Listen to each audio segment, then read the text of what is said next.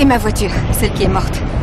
Mon père me l'avait offerte pour mon 16e anniversaire. C'est elle qui m'a conduite d'abord à l'université et ensuite ici dans le New Jersey. C'est elle qui m'a emmenée à un concert de Coldplay. Je suis même sortie avec Ronnie Spillman dans cette voiture. C'est vous dire si cette voiture, c'est moi. C'était vous, mais là, elle n'est plus dans la course. Ouais. Oh, ça a du bon de changer. Une vieille voiture vous lâche, la nouvelle sera plus sûre. Ouais. Pourquoi pas une sportive? Ça me branche bien, c'est mon second choix. Ah bon? Et le premier, c'est quoi? Le premier, c'est la voiture des voitures, une reine. Un cabriolet bleu des années 50. Moi, si jamais je devais braquer une banque, ce serait pour m'offrir ce petit bijou. Vous iriez jusque-là? Non. Non, mais quand même, c'est vrai, j'hallucine. Avec ce que je gagne, je dois me contenter d'en rêver. Oh, ne laissez pas le travail parasiter votre rêve, j'en parle par expérience. Je mise tout en bloc sur le rêve parce que le travail n'a jamais été un moteur assez puissant pour moi. Une fille comme moi n'a pas de voiture trop classe. Qui a décrété ça? Mon sens de l'autocritique. Oh. Il me semble qu'il est peut-être temps pour vous de grandir et de faire ce qu'il y a à faire pour devenir ce que vous pouvez être. D'accord, j'en prends note. Ça, c'est le conseil que m'a donné mon père. Et puis il a ajouté, je te propose une alternative. Si ton rêve ne se réalisait pas, au moins exige du changement. Oh, c'est là, j'habite juste là. Juste là. Ouais.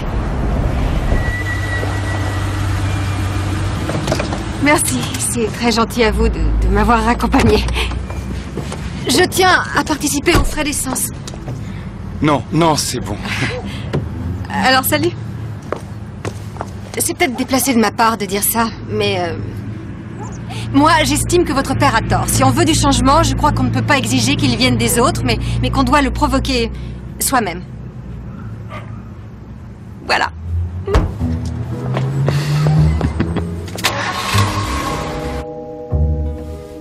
Bon, allez, voyons un peu ce qu'on a. Prêt?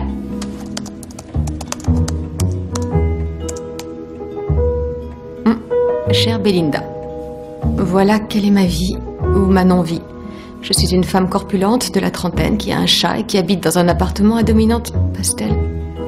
Est-ce qu'on peut correspondre davantage à un stéréotype? On me sous-estime sur mon lieu de travail et je n'ai de contact physique qu'avec mon chat. N'y a-t-il plus d'espoir? Ai-je une chance de sortir de l'ornière? Ou devrais-je m'offrir un autre chat? Signé Sans vie de Los Angeles. On y va, Belinda. Qu'est-ce que tu lui dis? Cher sans vie, votre chat doit être fatigué de vous voir vous apitoyer sur votre sort à longueur de journée. Peut-être que si vous aviez plus de considération pour vous-même, les choses ne vous sembleraient pas aussi pathétiques. Vous voulez avoir une vie? Servez-vous. Accordez-vous le droit de vouloir que les choses changent. Arrêtez d'abord de vous plaindre et agissez. Il ne tient qu'à vous d'entreprendre. C'est ce que j'ai fait. Quoi? Bonjour, Laurie.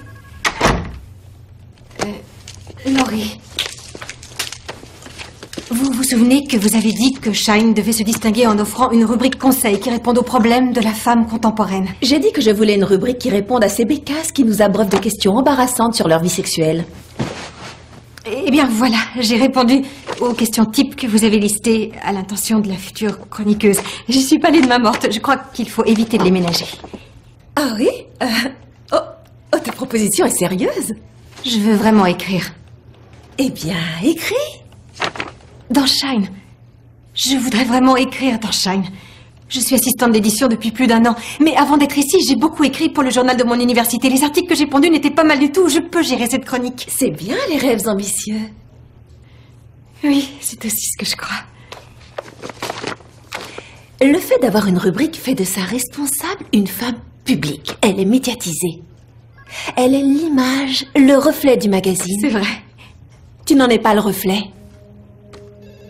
Le critère ici, avant la plume, est le poids-plume. Mes tentatives courageuses.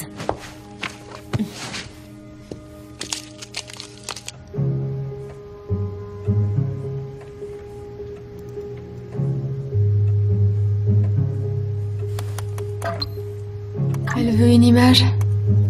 Je vais lui donner une image. Ping.